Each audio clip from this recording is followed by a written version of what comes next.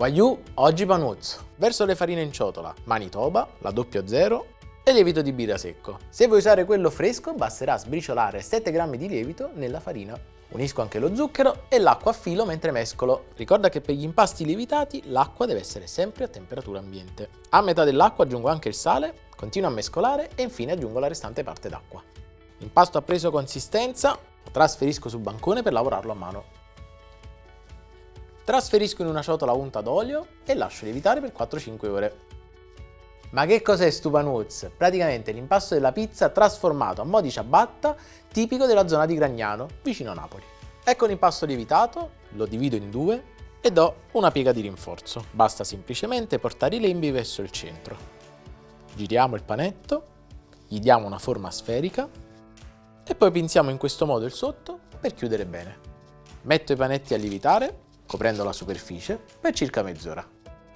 È passata mezz'ora, possiamo formare i nostri panuzzi. Prelevo il primo panetto, vado a schiacciare con la punta delle dita fino a ottenere un rettangolo.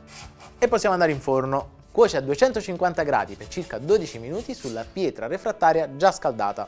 Cuoci sul penultimo ripiano perché poi il panuzzo tende a lievitare e rischierebbe di attaccarsi alla resistenza. Primo panuzzo pronto, tagliamolo subito facendo attenzione a non scottarci. Condisco la passata di pomodoro con sale e olio e poi farcisco la base con passata e pomodorini.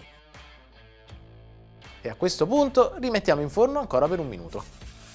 Se non hai la pietra refrattaria non ti preoccupare perché la classica teglia da forno andrà benissimo purché riscaldata prima.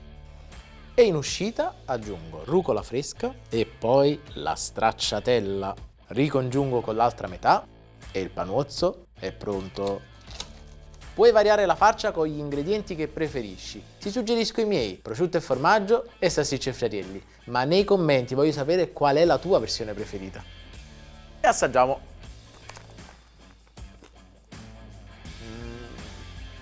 Proprio come a Gragnano.